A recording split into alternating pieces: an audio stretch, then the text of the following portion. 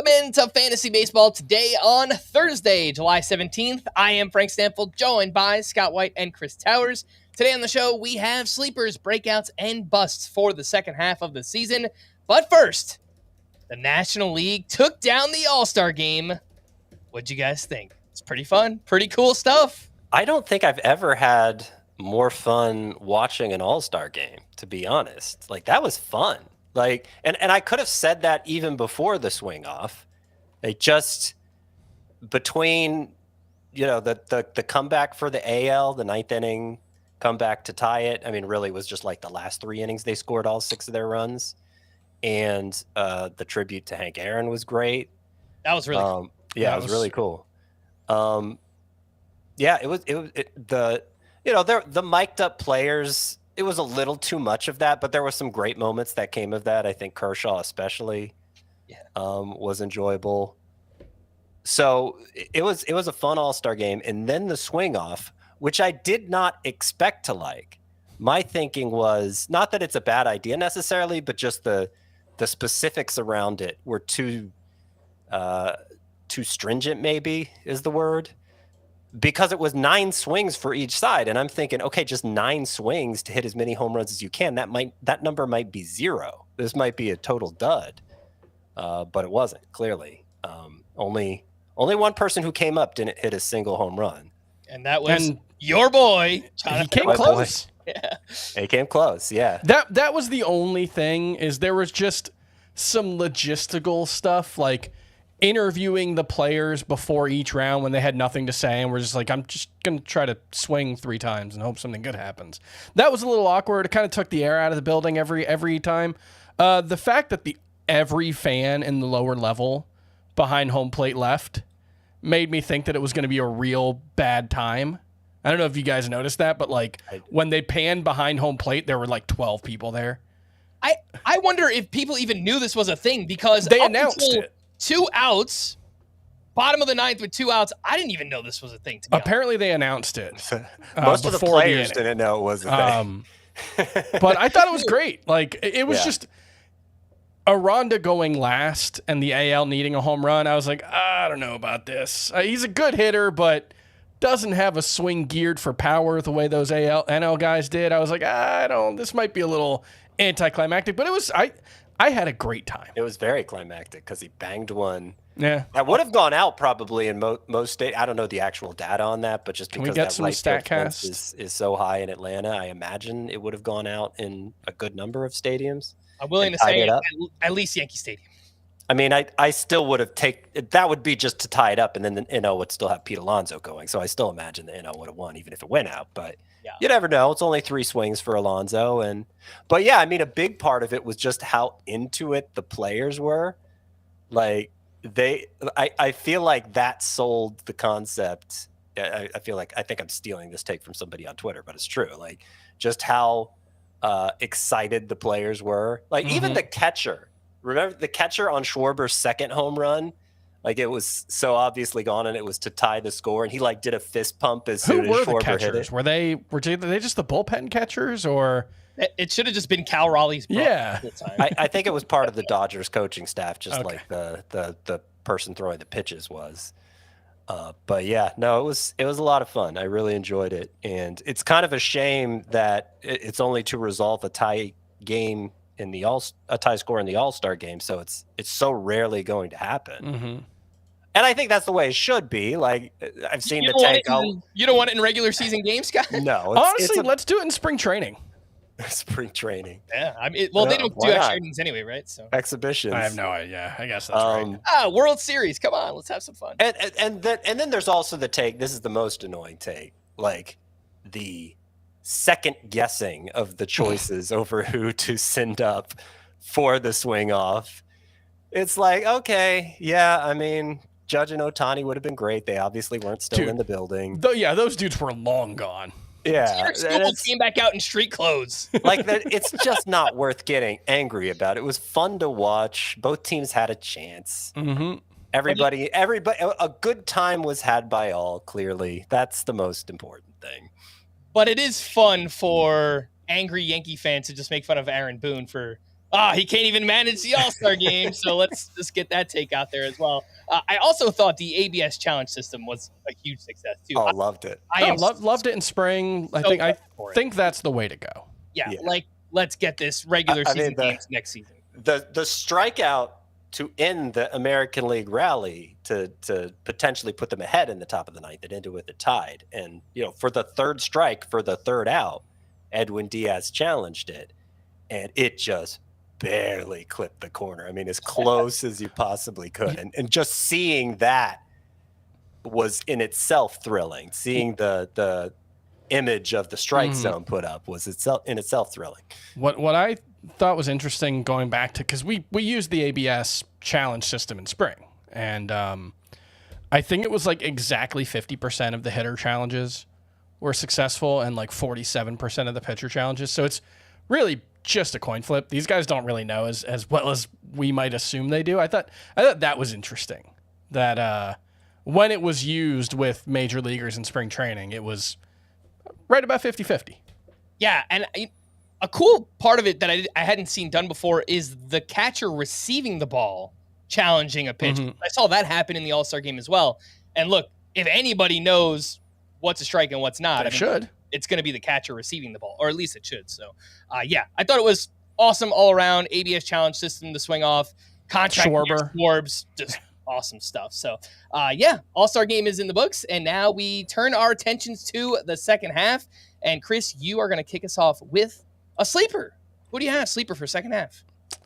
All right, which one do I want to go with? I'm going to go with Zebby Matthews, who is about 30% rostered, so I think he qualifies for this. I know we hyped him up a lot in the early parts of the season, but he's been dealing with that shoulder injury, made his first start on a rehab assignment, and looked great. 9 strikeouts over 4 no-hit innings. I still think Zebby Matthews can be a very, very good major league starter. He struck out 30% of hitters in his 4 starts before the injury. I know he wasn't great overall, but I think the stuff is there. The control is excellent. He just has to be a little better at limiting hard contact, and I think Zebby Matthews has some real sleeper / breakout potential in the second half of the season, because he should be back pretty soon after the break. Yeah, so he's been on the IL with a shoulder, yeah, for most of the season here, but yeah, did rack up a ton of strikeouts early on, and the velocity was fine in his rehab start. Yeah, and in that lone start, as you mentioned, 4 shutout innings, 1 hit, 0 walks, 9 strikeouts. So Zebby Matthews looks ready to contribute. 37% rostered, so widely available if you're looking to stash someone heading into the second half. I'll give you another stash candidate on the same team, Luke Keeschel.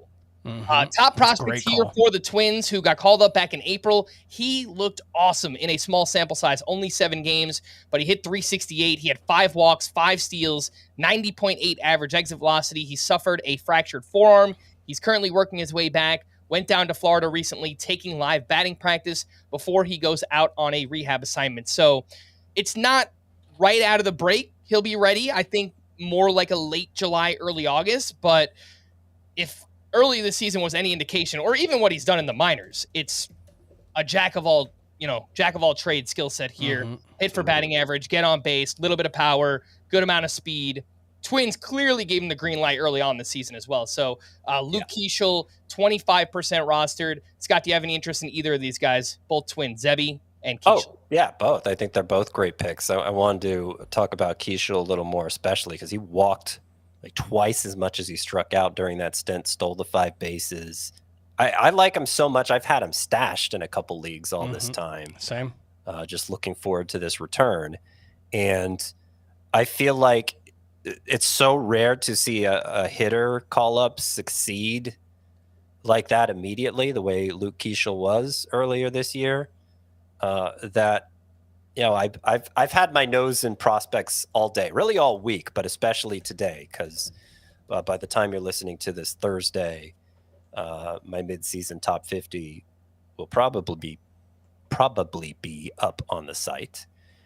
Now, for my midseason top 50, I don't actually number prospects who've already debuted in the majors, but I do show within the numbered rankings where they would be if I was willing to rank them like prospects. And Keishel would be 21st among all prospects. So that's how into him I am. All right, Scott. Well, on to you. Give me a sleeper name here for the second half. Okay, I'm going to go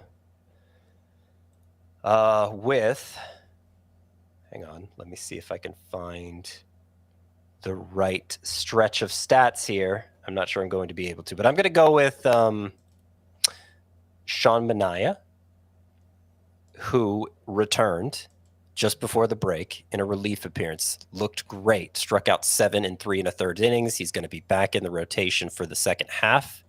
It's available in about a quarter of CBS leagues. I would imagine half of Yahoo, maybe even more of ESPN.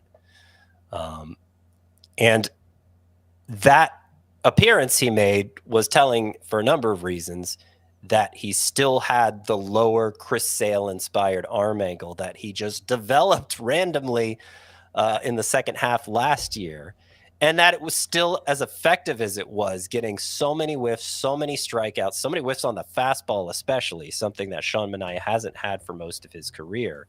I'm not just saying he's going to be a useful pitcher. I'm saying he's going to be a must-start ace in the second half, because he basically was down the stretch last year. I'm trying to, because this game log I'm looking at includes the postseason, so I'm trying to figure out where the regular season ended. But looking up those numbers again for Chris Sale, was October 2nd the last day of the season? I feel like it was October 2nd. No, that was the playoffs, right? That sounds like the playoffs. Yeah. Okay, let's say, okay, yeah, I think it was September 27th. Okay, so with that new Chris Sale-inspired delivery, Sean Manaea, over his final 12 starts last year, significant sample, 12 starts, 3.09 ERA. The whip was under 1, trying to calculate it right now, 0.85 whip. So 3.09 ERA, 0.85 whip, a 14% swinging strike rate, which is basically what Tarek Skubal had last year. Skubal's is higher this year, but that's what Manaea was doing over his final 12 starts last year. And the K per 9 was 9.9. So basically ace numbers for Manaea down the stretch last season. I think he's going to pick up where he left off in the second half now that he's healthy again. Yep, I love that call as well. 77% rostered on CBS and 45% on Yahoo. So Sean Manaea out there in a lot of Yahoo leagues if you need some pitching help here in the second half. Before we get to more sleepers, just a reminder to sign up for the FBT newsletter if you haven't already. Subscribe on the website at cbsports.com/newsletters. And if you're watching on YouTube, you can scan the QR code that will take you right to the website where you can sign up for free. And big thanks to those watching live right now. Make sure to hit the like button and subscribe on YouTube as well. Let's take a break. We'll be back right after this.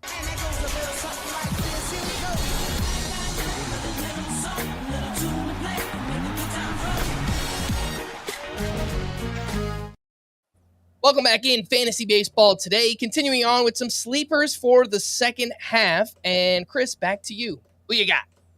We're only doing one more, right? Yeah, I mean, I'll give you an opportunity to kind of rattle off some honorable mentions, but let's focus on 2 names for each category that we're, I guess, most confident in. All right, well, most confident. Okay, well, that changes what my answer or is. your favorite? I don't know. I was going to throw like the one you want to talk the most about. I want to throw a name we really haven't talked much about, at least as far as for his offensive skill set, and that's Denzel Clark from the Athletics, who I think there's a little PCA here. You know, we were talking about the other day how, you know, maybe we need to bet on young guys with big tools, and Denzel Clark has big tools. I know he's mostly just been a defensive contributor so far in his major league career, and I think he might already be the best defensive center fielder in baseball, which is going to keep his bat in the lineup. And he has a 40% strikeout rate. That's prohibitive. That's way too high. But he's, I think, 97th percentile in sprint speed. That's what you'd expect given his defense. His max exit velocity is like 113.4 miles per hour, 89th percentile. So the physical tools are there. And despite the high strikeout rate, I actually think Denzel Clark has a pretty good approach at the plate. His chase rate, it's a little higher than average, but it's not Pete Armstrong level. His in-zone contact rate, 77.5%. That's low, but it's not alarmingly low. So I think there's probably a little bit of an approach issue here where he's not being aggressive enough. That was certainly an issue for him in the minors. He wasn't tapping into his power in the minors as well, but I think there are big physical tools here for Denzel Clark, and obviously it's a great ballpark, and he's going to play a lot. So plus power and elite speed, it's a good tool set to build on, and I think his approach at the plate is better than you would think given his strikeout rate. So I think we're going to see some flashes for Denzel Clark. Certainly not the one I'm most confident in. If we were going with that, I would actually say Reed Detmers. I think is going to be the closer for the Angels and has looked awesome over the past month and a half. So that's a sleeper I really like. But Denzel Clark, not a name we've talked much about, but I think there's some upside there. Yes, very deep league appeal here. 6% rostered is Denzel Clark. So for those who play in the deepest 5 outfielder leagues, I'm sure he's available. You can stash him coming out of the break and see what he could do. Great ballpark to hit in. Obviously, solid lineup. Again, that is Denzel Clark. For me, another, I guess, deeper-ish name is Ha-Seong Kim from the Tampa Bay Rays. 24% rostered. He's now shortstop only on CBS, but only appeared in 6 games thus far. He already has a home run and a steal. He also has a 107-mile-per-hour batted ball. And Chris, you pointed this out when it happened. I think that's a really good sign for somebody coming back from a shoulder injury that he's driving the ball with force, at least early on here.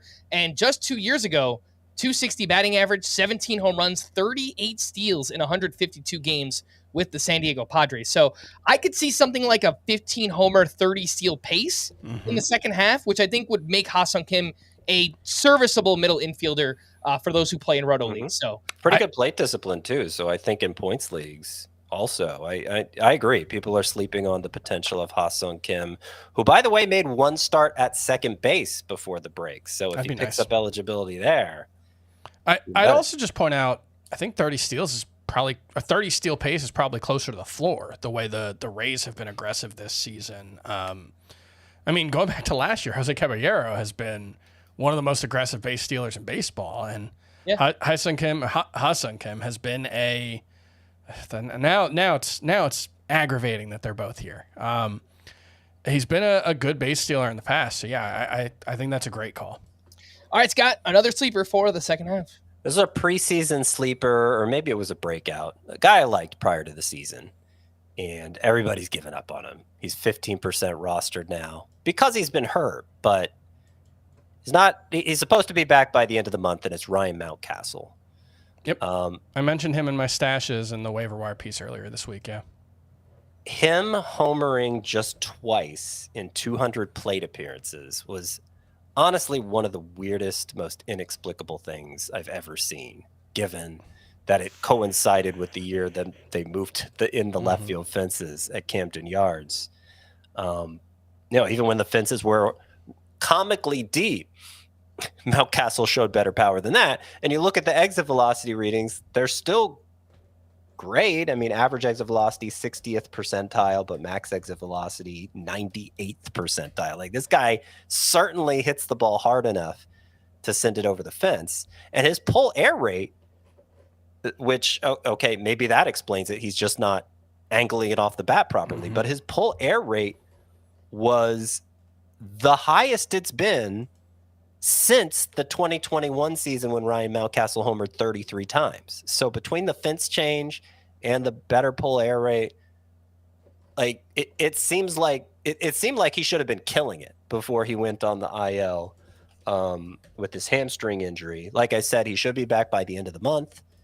And I think it's going to go much better for the final 2 months of the season. Again, only 15% rostered now. Ryan Mountcastle, if you need power, if you need corner infield help, good time to pick him up.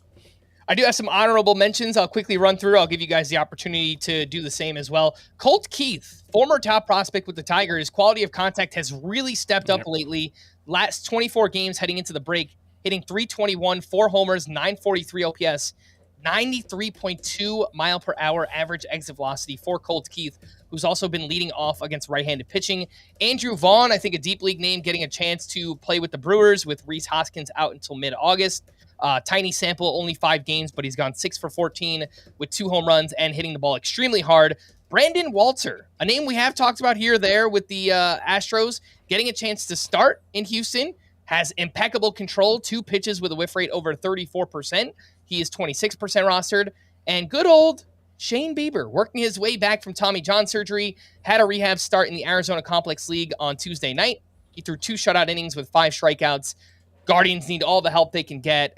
They might be sellers. They might kind of do a combo buy-sell thing at the deadline. But once Bieber's ready to go, I think late July, they're just going to let him go. I think he has the option to enter free agency. So I do think he could be a big help down the stretch here. Any honorable mentions for you guys?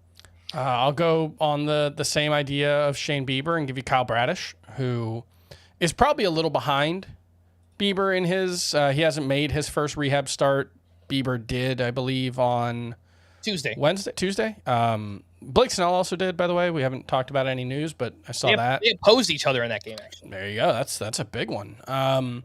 But Kyle Bradish looked like he was making the ace leap before the injury, so definitely him. Kyle Teal, I think, has more than held his own at the major league level, and now I think it's time for him to take the next step. He has a 375 expected WOBA. That's actually the 3rd best of any catcher so far this season, at least among players who have the same number of plate appearances as him.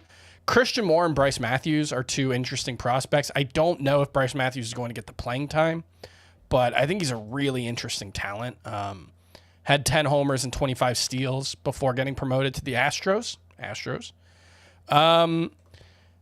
David Festa, I still think guys who have 2 40% whiff rate pitches can be good.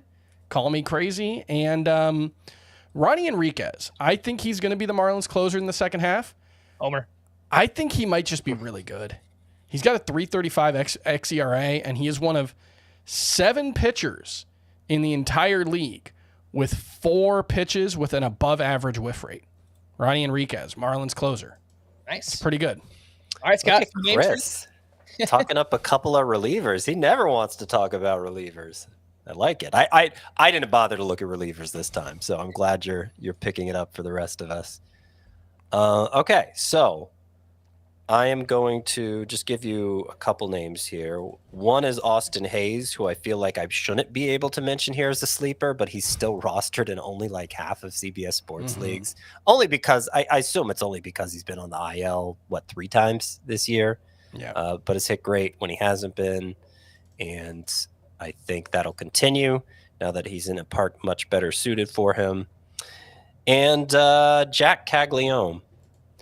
He's batting 140 with a 264 slugging percentage. Scott, we were supposed to save him for the breakouts. Well, sorry. Spoiler alert. 259. So, like I said, he's batting 140 with a 264 slugging percentage. His expected stats are 259 and 462. So actually pretty good. Statcast feels like he's doing pretty well here. He's striking out only 21.7% of the time, which is great for a rookie with his ability to impact the ball. And more than anything, he is a high-end prospect call-up who is approaching the 2-month point of being in the majors. He's been in the majors about a month and a half. I've observed over the last 5 years or so that it usually takes these guys, the highest end hitting prospects, 2 months to really find their footing in the majors. I think there are enough underlying indicators here for Caglione that he is absolutely going to fit the bill. Completely agree on that. The average home run distance for Caglione, only 4 home runs, but 428 feet on those 4, and his max exit velocity, 114.1 miles per hour. Strikeout rate looks good. Elite, 90% zone contact as well. So I agree. I think it's coming here for Jack Caglione. Let's move over to the breakouts. Chris, you are up first. Who do we have?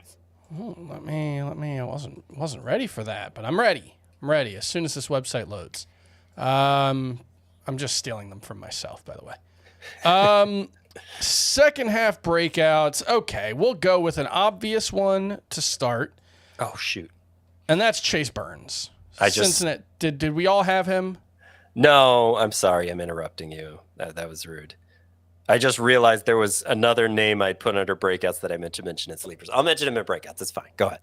Chase Burns, Cincinnati Reds starting pitcher. I know he has a 6.19 ERA, 163 whip. So maybe there are some of you who are still skeptical, but I think that 10 strikeout game against the Rockies was the start of Chase Burns figuring it out. He's basically Hunter Green in terms of the stuff. Fastball that sits in the high 90s, gets a bunch of whiffs. Slider is an even better whiff pitch, one of the best, I think, potentially in baseball. And I just straight up think Chase Burns is a better talent than Jacob Misiorowski. I know Misiorowski's been better so far. I think Burns, you're sacrificing a little bit of swing and miss with Misiorowski. Misiorowski doesn't miss as many bats, but he limits hard contact a little better, at least so far. I think Burns has a chance to be really good in both regards. The stuff is just really, really high end, and I think he could be an absolute must-start difference maker down the stretch. So again, my midseason top 50 doesn't officially include prospects who've already debuted, but if it did, Burns would be second overall. Misiorowski would be 12th. So I agree with you. There you go. Chase Burns, by the way, just to back up what you were saying, Chris, about stuff, 110 stuff plus through 4 starts. If he were qualified, that would rank 6th along with Spencer Schwellenbach, and it would be better than Jacob deGrom, Hunter Brown, and Paul Skeen. So I agree. Don't think it would be better than Jacob Misiorowski. I think he's like 119 right now. Yeah, that's pretty nasty stuff for him as well. And I know Scott will appreciate this. If you eliminate Chase Burns' start against the Red Sox, where he was allegedly tipping his pitches, his other 3 starts, he has a 3.45 ERA, 140 whip. All right, that's high. We don't like that. But 25 strikeouts over 15 2/3 innings. Yeah. That sounds pretty good for Chase Burns. I mean, the game log, I only see one big misfire in there. Mm-hmm. Yeah. All right, breakout for me, and I am going back to the preseason well, and I kind of feel like it's just injuries that have prevented this from happening. I think it's going to happen now in the second half. Jordan Westburg, who missed over a month with a hamstring injury. He also dealt with a finger injury where he, missed like a week's worth of games recently. But in 21 games since returning from the hamstring, he is hitting .293 with 6 homers, 17 runs, 15 RBI, 927 OPS, 93.8 average exit velocity with a 15% barrel rate during that time. Still 91st percentile in sprint speed. So just stay healthy. They have improved the ballpark for right-handed power. I think everything is there. Big power coming for Westburg. Mixes in a handful of steals or whatever it might be the rest of the way. I think it's happening. I think we get a big second half here from Jordan Westburg. All right, Scott, over to you for a breakout in the second half. So I don't mean to sound like a broken record with this one, but it is the one I'm most confident in, and it is Addison Barger. This is going to happen, guys. I understand it hasn't happened as quickly as we would have liked it to. It didn't for Jonathan Aranda either, though there were some injuries that played a part in that. But this data is just amazing, pretty much across the board. Average exit velocity, 95th percentile, max 97th percentile, expected batting average, 86th percentile, expected slug, 91st percentile. That comes out to a 285 batting average, 537 slug. That's what StatCast expects him to have. Oh, wait a minute. Is he underperforming that because the pull air rate is low? No, it is bright red in its own right. So he is angling the ball properly. He is impacting it in an elite way. And look, the actual stat line itself is fine. It's 823 OPS. So I don't know that I need to sell the skills that hard for Barger. But I think we're going to see greater consistency in the second half. And I think we're eventually, maybe the biggest drawback is that he sits against left-handers occasionally. But I think something is going to happen with as talented of a hitter as he is going to get on some kind of heater that convinces the Blue Jays, we just can't take this guy out. And then the rest will be history at that point. Addison Barger will be a must-start fantasy player, hopefully, for the next 7-8 years. Yep, Addison Barger up to 75% rostered, so still out there in a quarter of CBS leagues. Maybe those are points leagues where you do obviously want volume and you want a ton of plate appearances, and Barger not playing against lefties, so I get that, but I agree, Scott. The data's too good, and he's already shown the massive upside here. If he goes on a heater, hopefully that can improve the playing time as well for Addison Barger. Let's take our final break. When we return, we'll give out a few more breakouts for the second half and then talk about some players to sell. The bus. We'll do all that right after this. Critics agree Landman is a hit. We roll the dice one last time. Men die. Oil companies don't.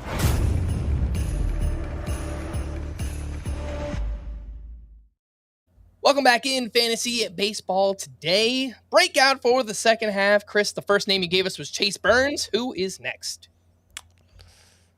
I'm just trying to figure out which way to go because I've got one that's really not obvious, but I'll go with Roman Anthony, who has been underwhelming so far, but boy, you don't have to look very hard to find reasons to be really, really excited about him.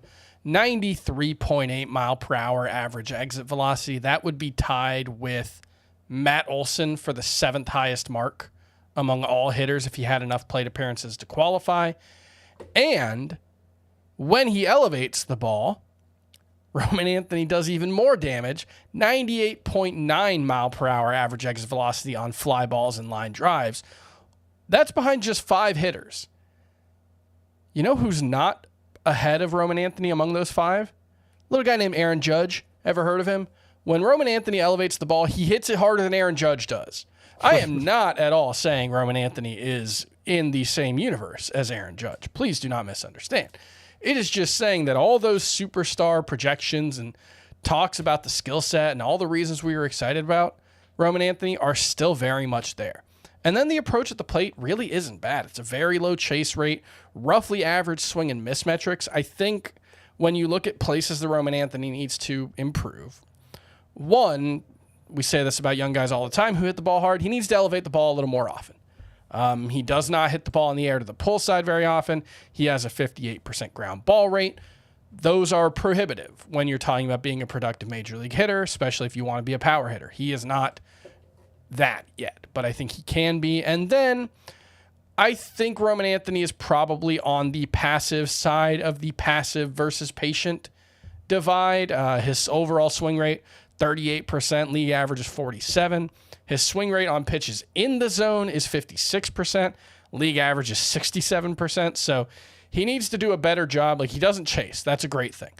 He probably needs to be a little more aggressive and chase or go after the balls that he can do damage on. But that stuff's going to come. He's 21 years old. He's super tooled up. He's putting that into games already. I think Roman Anthony has a chance to be a James Wood type contributor in the second half, the type of guy that we're talking about next year as a top 50 pick, if all goes right. And it's already started for Roman Anthony, too. 15 games before the break, he was hitting .373, only 1 homer because of the ground balls, but 6 doubles, 14 runs, .965 OPS. Mm-hmm. The strikeout rate down to just 18% over his final 15 games heading to that break. It might happen for him in less than 2 months.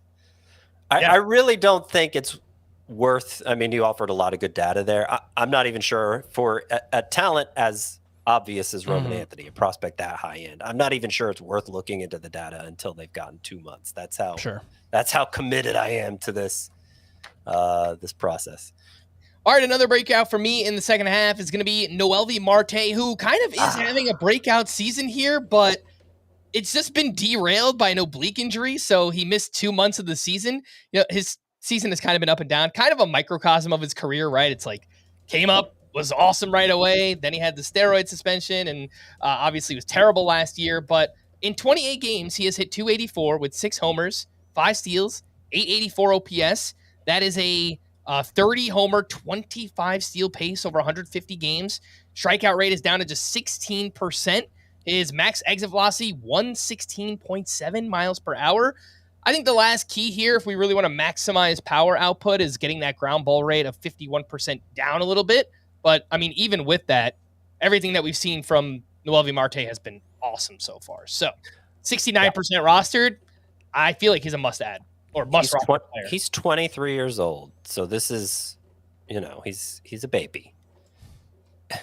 I think Noelvi Marte, everything got derailed with the PED suspension last year, and so people kind of wrote him off. I think this may be the start of the sort of career where he's just being drafted in the top 5 at his position year after year, because between the low strikeout rate, the high end exit velocity readings, the strong inclination to steal bases, like this is a genuine 5 category talent. And I think I have him as a breakout candidate for the second half as well. Between Marte and Addison Barger, third base might be getting a nice infusion of talent here, and it's one of the infield positions that could use it the most, so that's good.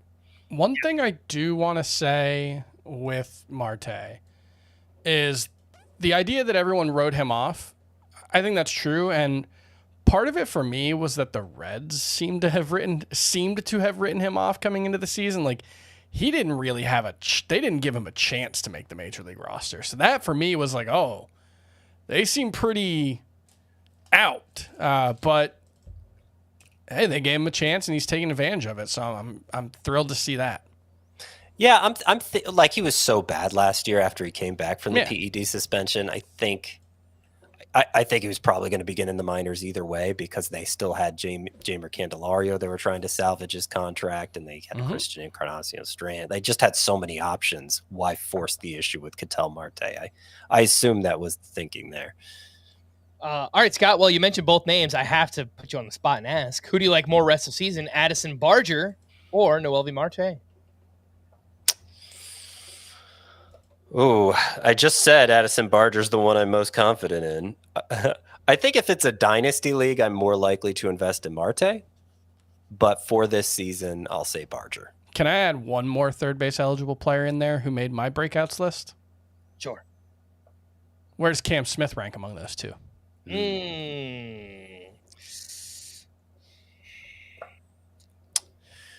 Dynasty, he'd rank second.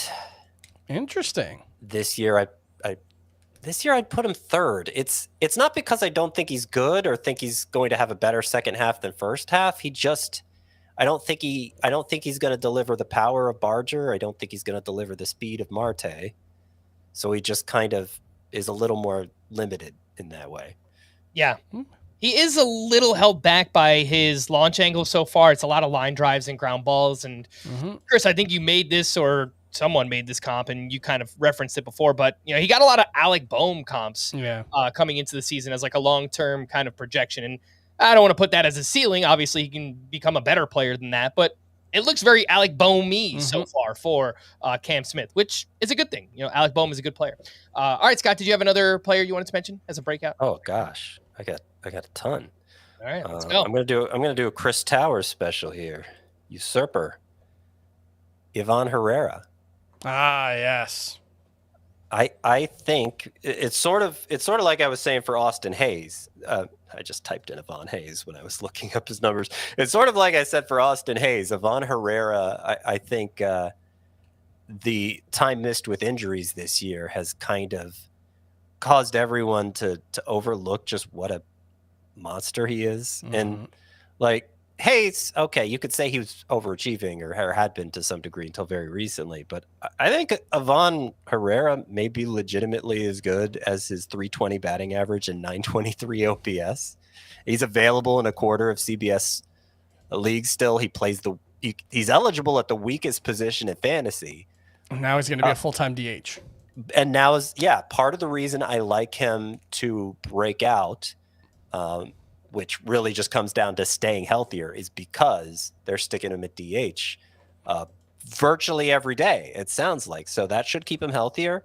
And I think he's going to hit so well that he is going to be the rare sort of catcher who you could stick in a utility spot. Like if you already have a great catcher, you already have Cal Raleigh or whatever, fill in the gap, whatever must-start catcher you have.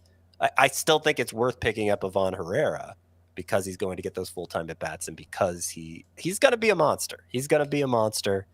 And I think while you could dismiss it as small sample noise and get frustrated with all the fits and starts of his first half, it's going to be obvious in the second half that this is a stud.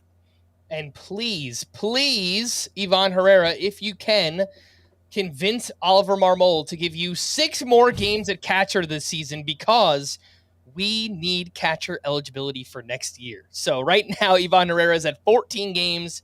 We need 20 games played this year to get it for next season. There's been talks that he's mostly going to play DH in the second half. So I don't know. Might be a close call heading into next season whether or not Herrera will have catcher eligibility. I do have some honorable mentions here, and we'll give you guys the opportunity to do the same. I had Roman Anthony on the list as well. Jason Dominguez, another one where it looks like it's kind of already started. 16 games heading into the break. He was hitting .359, 2 homers, 11 runs, 4 steals, .935 OPS, 93.7 average exit velocity. He is now leading off against right-handed pitching. Might not play against lefties. Probably shouldn't play against lefties, but it does kind of limit some of the upside. But against righties, he might just be a monster the rest of the way. Dylan Cruz, hoping that he's back early in the second half. He dealt with this insane oblique injury that kept him out 2 months of the season, but we still know there's a world of talent here. There's power, there's speed, 70% rostered, so maybe a name you want to stash. And an oldie but a goodie. He's not really old, but we've talked about him a lot this year. Reese Olson, just stay healthy, man. 2.95 ERA, 124 whip. He has 2 pitches with a whiff rate over 45%. He's throwing his 4-seam fastball less. It's exactly what we wanted from him coming into the season. So, I think just stay healthy, and Reese Olson could have a pretty big second half. Chris, over to you. Any honorable mentions for breakouts? Reese Olson is also on my list. Wyatt Langford's another one that I think the breakout may have already started. He was hitting .324 with like a .950 OPS in the 9 games since coming off the IL. Even had 4 steals in those 9 games. That was great to see. Adley Rutschman, I know we're going on like a year plus of him being pretty bad, but the underlying numbers are still very good. I still expect Adley Rutschman may be a difference maker at the catcher position. I've got Cam Smith on there. The one that I was hinting at that I think is a bit of a long shot, but I remain enamored, is Michael Soroka. I know he's got a 5.35 ERA, but we also know that ERA has very little predictive value, especially over 70 innings or so. Only 8 pitchers have underperformed their FIP by more than Mike Soroka has this season. And you might think, well, that's just because he gives up a lot of hard contact. Au contraire, my amis, because he has a 3.21 expected ERA. That is the 21st best mark in baseball. He gets a lot of strikeouts. He limits walks. He doesn't get hit as hard as you might think. I don't actually believe Mike Soroka is a low 3s ERA pitcher. I think there is must-start potential here. So I'm going to keep looking dumb on Mike Soroka. And then Raisel Iglesias. I'll throw another reliever out there. I think he's just the Braves closer the rest of the way. He's been awesome for like the last month and a half. He's still available in 30% of CBS fantasy leagues. If you need a closer, go pick up Raisel Iglesias. Might be a breakout closer on another team, too. I don't think it's crazy that they trade him away. So might be a setup man on another team. That's possible, yeah. Was that correct French that you used just a minute ago? I think it's mon ami. I was just being funny by saying my amis. Okay. I don't know French. I don't know French either. I think it means my love. You know what I can say in French? 1998. Which will tell you the year I took French. I'm not gonna speak any French. I don't want our podcast to get demonetized. Okay. You know what that means? That's like pardon my French. There you go. Michael Soroka. Love telling jokes that land with a thud. I love it. Thanks, guys. You know that there will be at least 5% of the audience that tweets you tomorrow, Chris, and they're like, "I love that joke." I hope so. I hope we got some dummies like me out there. Mike Soroka, by the way, just wanted to point out 19.3% K- walk rate this season among starters with at least 60 innings. That is the 21st best mark. It's better than Luzardo, Yamamoto, Christopher Sanchez. Matthew Pretty Boyd, good. Chris Bubich. So there are some signs there for Soroka. Can he put it together? That is the question. Scott, a couple names here that you want to rattle off for breakouts? All right. Agustin Ramirez, the year the catcher continues. He's been very good, but he's underperformed his expected stats by a pretty significant degree. And he's another rookie hitter who, like, you know, if we're giving these guys 2 months to come around, he's well ahead of the curve so far. Yeah. Jonathan Aranda. I know, like, he's already broken out. He disappointed everybody at the end of the All-Star game, but he was there, you know. I think we're going to find out in the second half Aaron Boone had the right idea, because I think we're going to see a power spike for Jonathan Aranda. Like, I want more. I think we're going to get more. I think the home runs are going to pick up as the weather heats, now that the weather's heated up. And not in Atlanta. It'll surprise people how many home runs Jonathan Aranda hits from this point forward.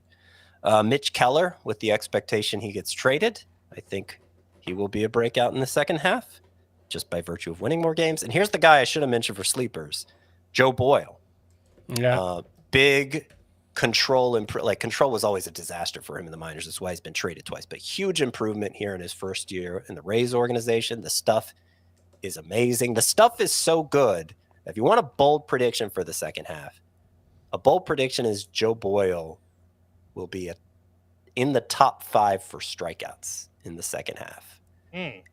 If he's able to get the innings, but it seems like they're motivated to find him the innings in some form or fashion at this point. That was my next question. In what role will we see Joe Boyle? If they want to go back to using Rasmussen for at least 5 innings per start, I just don't know how it happens for Boyle unless they go 6-man rotation, or maybe they give Taj Bradley the boot. They have had an amazing run of health with their starting rotation. That has to end. It just has to. And I think once that happens, Boyle will not look back. All right, well, let's wrap up with busts for the second half. It sounds like we have 2 names, and all of us came up with the same name. So I don't know how many others will be able to provide. I've got 8. All right, Chris, why don't you kick us off? I won't take the 2 guys that I know you guys have written about or are going to talk about. So I will go with, I feel like they're Drew Rasmussen. I'll say the name first. I think you mentioned the Rays are going back to using him for, the plan is 5 innings per start. I don't think that's going to last, though, because they've said pretty explicitly he's got a 150 inning limit. He's already up to 91.1 innings. Just do the math. Just do 60 divided by 5. That would be 12 more starts if they don't want to save anything for the postseason. Now, maybe they don't. Sorry, I dropped something. It's fine. I thought your cat just sounded like you room. dropped something down the stairs. No, I think it hit a shelf on the way down. Okay. But never mind that. If you go 60 innings, 5 innings per start, that gives you 12 more starts. Most players are going to get, if they stay healthy, about 14 more starts the rest of the way. Maybe the Rays skip a start here or there, or go 6-man rotation to get Joe Boyle in there, or something. Either way, that's going to limit Rasmussen's upside and his utility. And then if we're talking about 5 innings per start, well, that's not a lot of upside either, especially for a guy that doesn't get a lot of strikeouts, especially for a guy who's RP eligible, whose best format should be head-to-head points. I don't think he's going to be very valuable there. And then I think there's a chance that they just go back to not using him as a normal starter anyway.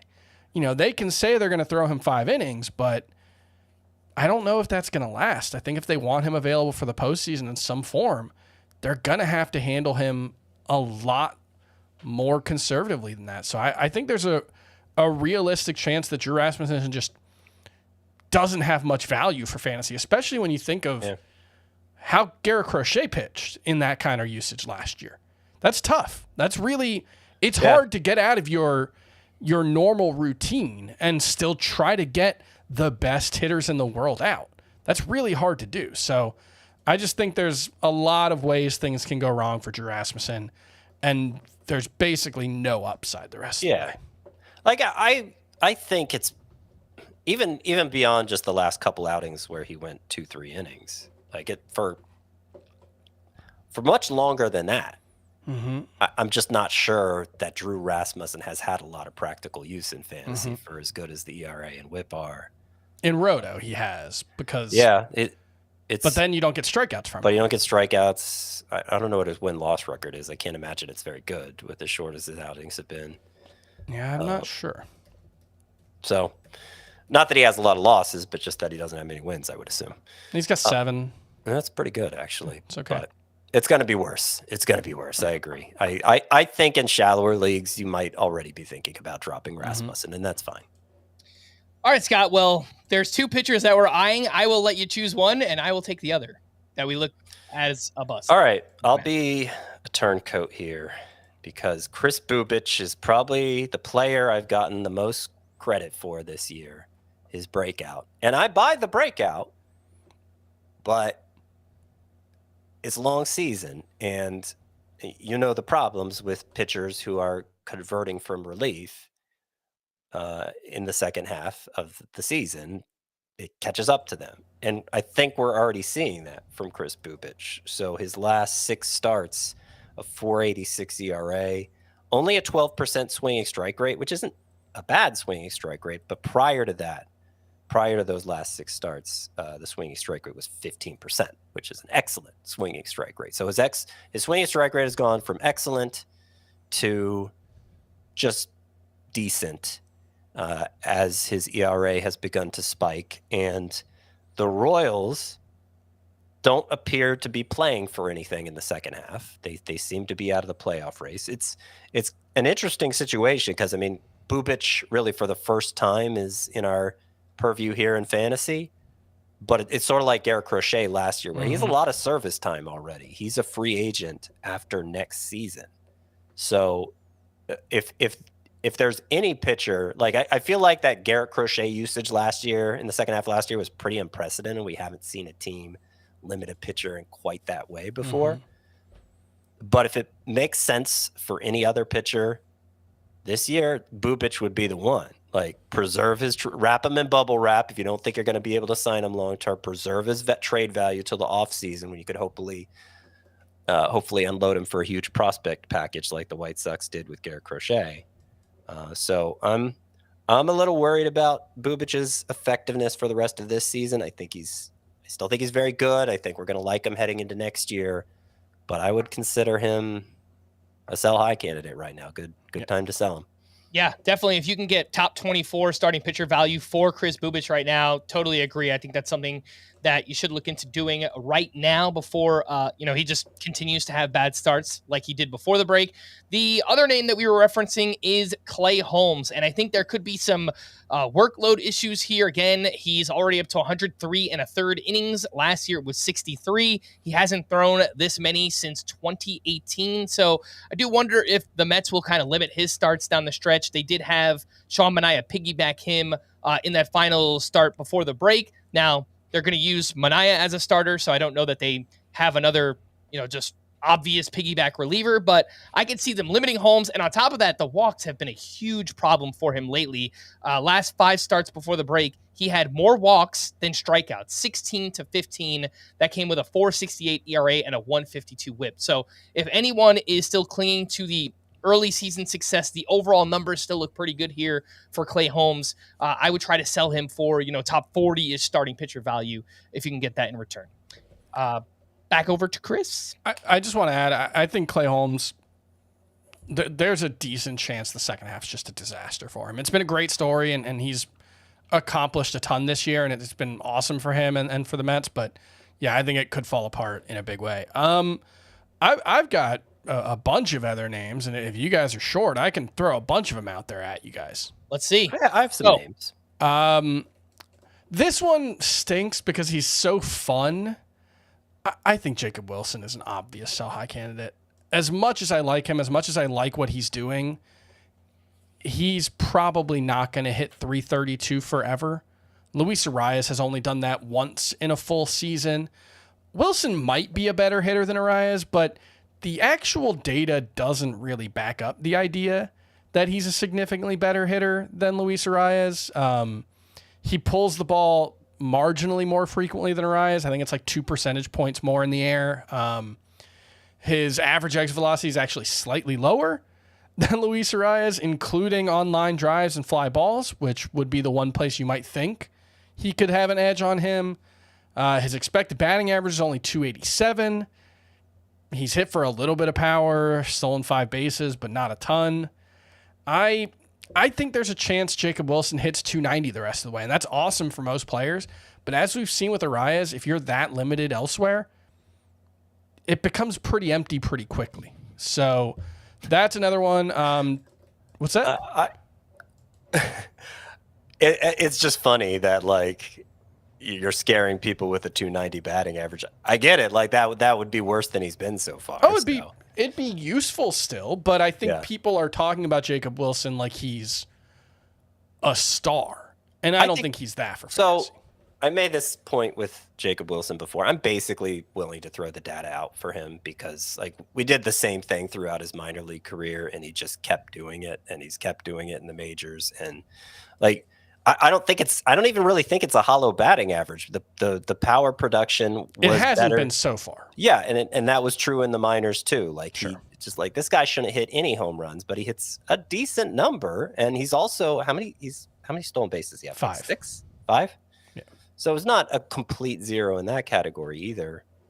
I don't know. Maybe I'll be wrong. Maybe this will be maybe I'm being Pollyannish about Jacob Wilson, but I've bet against him so many times. I understand he's a rookie, so it sounds weird to say, but I do these prospect rankings, and I always suppressed his ranking and was continually proven wrong. And at some point, I'm just willing to say, okay, this guy's just a freak he could be that the data can't measure. So it's possible. 20 games before the break, by the way, I just want to mention with Jacob Wilson, last 20 games, he hit 205 with 1 homer, 0 steals, 2 caught stealing, and a 558 OPS. I know he's been battling a hamstring injury, so maybe that kind of contributed there, but he has slowed down over the past month as well. So he slowed down a little bit in June, even before that. It wasn't like he still hit 323, but it was only the 2 homers. It was the 1 steal.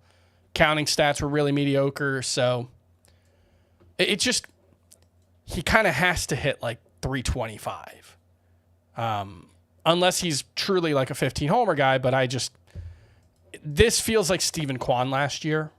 Remember, we were like, oh, maybe Stephen Kwan can be a non-zero source of power. And since then, he's kind of been a zero source for power. I'll also throw Trevor Story out there. I think what he's done is probably sustainable, but we've also seen what the downside can look like, and it was about as bad as a major league hitter can look for a month. He had a 432 OPS in May. I just think the downside being that low makes him worth trying to trade when he's doing well. And he might be, outside of Byron Buxton, the biggest injury risk. Yes. In baseball, so. Zach McKinstry is a remarkable story. There's basically no reason to believe that this is real. He's 30. He's outperforming his ex-Woba by like 40 points. I have zero confidence in this. And then I'll throw Aroldis Chapman out there as kind of a stand-in for Kenley Jansen and Kyle Finnegan and David Bednar and all the other closers who might get traded in 2 weeks' time. The Red Sox are in it, baby. 10-game winning streak. They're in it to win it. They're buyers. I think they might be. Yeah. Might be legit. Look, they're my AL choice for AL champs coming into the season. So I had them winning the AL East coming into the season. So there you go. We're not far off. Scott, any names you want to rattle off before we wrap up? I'll rattle off a few names for you. I don't think you mentioned this one, Chris, though my mind wandered at one point, I'll admit. Nathan Eovaldi. I did not mention that one. Yeah. I know you've been on it as much as I have. So 158 ERA. The lowest ERA he's had in the past 12 years is 363, and he's got a 158 ERA right now, and he's 35 years old. So I don't think he's learned any new tricks. I think he's had a great run, and we've seen him have great runs before. But they always end. Yeah, they end. And he is throwing his secondary pitches more, and it's a little different. I understand, but like the control is. I actually think on a skills level, he's pitching incredibly well right now. I just don't think he's likely to pitch this well moving forward. Yep. And there's obviously significant injury risk with Nathan Eovaldi. Yep. And it's kind of the same take for Ranger Suarez. This is the third time he's had a run like this where he looks like Greg Maddux, basically, with the microscopic ERA, not walking anybody. And each of the first two times it unraveled, and it unraveled in a particularly destructive way. And so I'd be afraid of the same thing happening for Ranger Suarez. Again, he's pitching great right now, legitimately, but I just don't think it's in a way he can sustain. Matthew Boyd, I know you've brought that name up more than once. Yeah. Also, Chris, I think he's fine. I think he's going to remain a serviceable pitcher for you, but he's overachieving in basically every way. And if you could trade him, what has he actually been in fantasy? He's been like a top 15. I think pretty close to top 15. Yeah, if you could trade 20. Him anywhere close to that. Chris and I did our fantasy all-star team from the first half last week, and Matthew Boyd was one of my top 3 because I think he was SP 13 in the first half of the year. He's unreal. And then a couple. Well, no, I'll just do this one hitter. Byron Buxton. For obvious reasons. I think I'm gonna look, I don't know how high you can really sell on him because the reasons are so obvious, and it might just be worth gambling on this 4-point per game player sustaining at this one time. But realistically, that's not my expectation. That's fair. That's fair. Yeah, that's I don't I have no argument against it. Yeah. I just hope it doesn't happen. I hope it doesn't happen. Yeah. And then P. Armstrong. Okay, that's our show. We'll see you guys tomorrow. All right, we are going to wrap there. We are headed into the second half of the season. And Chris, we'll be doing so without you. So enjoy your time off, buddy. Well, just next week. Well, yeah. No, you made it sound like we're going to be doing the whole second half of that. I'm still around. We're entering the second half. I'm still like old Chris still doing the newsletter. Season. I'm still here. Imagine I just after you call P. Armstrong a bust again, and I just kick you off the. Then I'm just done. I'm just done. You've worn out. You know what? One. Like 12% of our audience might not be opposed to that for that specific reason. Yeah. No, I'll be back. It's just. We got people staying in our guest room, and I can't sometimes when people stay, I can just be like, oh, you sleep on the couch, and I do my podcast. My mom's coming. I can't force my mom to sleep on the couch. I still think that we should get a Mama Towers in on the podcast one day and just come hang out. But I don't think my mom could name a single active baseball player. All right. Well, we tried. We are going to wrap there for Scott, Chris. I am Frank. Thanks as always for tuning in to Fantasy Baseball today. Please make sure to follow and leave a 5-star rating on Apple or Spotify, and we will be back again tomorrow. Bye-bye.